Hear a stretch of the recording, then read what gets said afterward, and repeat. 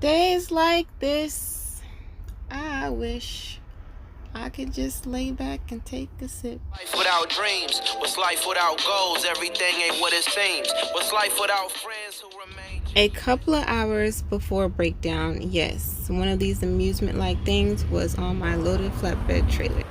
Fortunately enough, Trinity and I made it out of Pennsylvania at this location at the mall. But once we got to New York, it was a different ball game.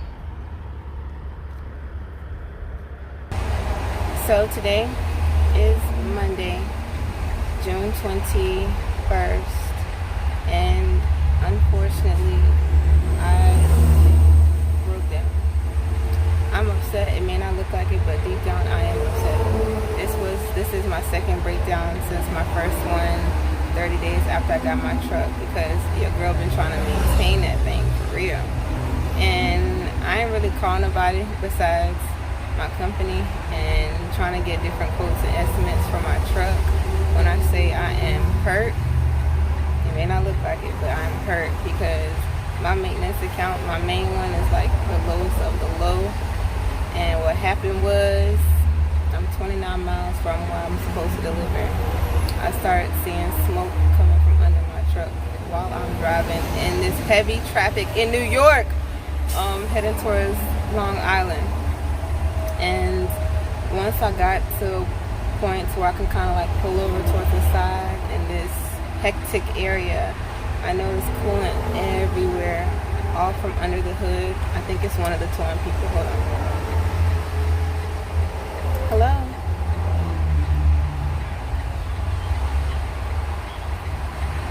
Yes.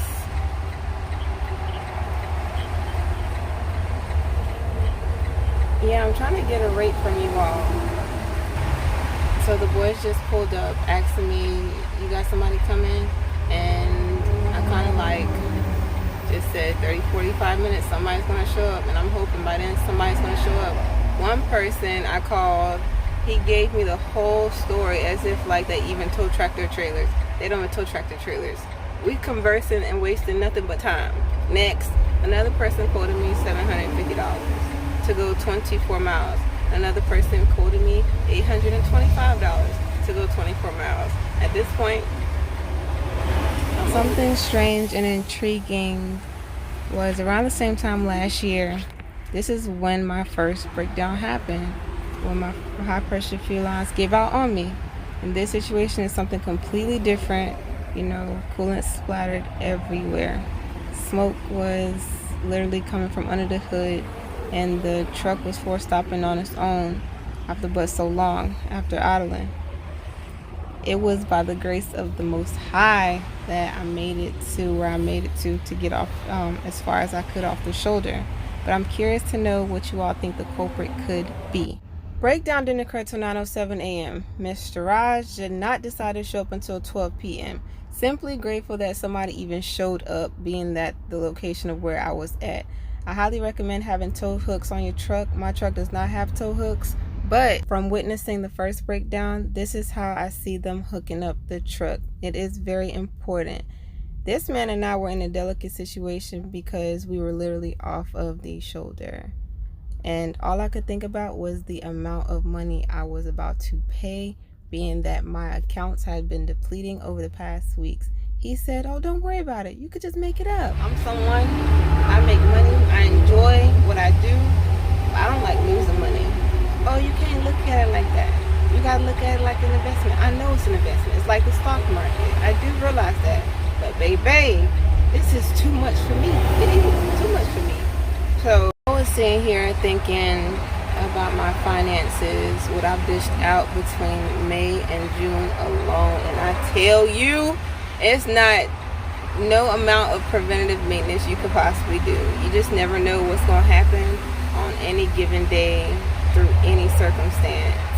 But man, from what I know what I'm about to pay, I can't do this no more. I can't take it no more. This is like entirely too much for my soul. This is too much for my liking. When I was a company driver, I didn't have to worry about none of this. And nobody's really holding my hand through this financial process. You feel me? This I signed up for. This is something that nobody convinced me or forced me to do. I wanted to embark on this journey on my own, but it's time to rethink some things because I can't. Peace out. You can't go next to your car, boss. Our insurance don't allow anybody to go in our yard. Our insurance don't allow anybody to go in their yard. You get it? What language you speaking and what language am I speaking? You don't understand? You keep repeating the same thing, boss. You can't go in your car. When you get your car out, you can take your personal belongings.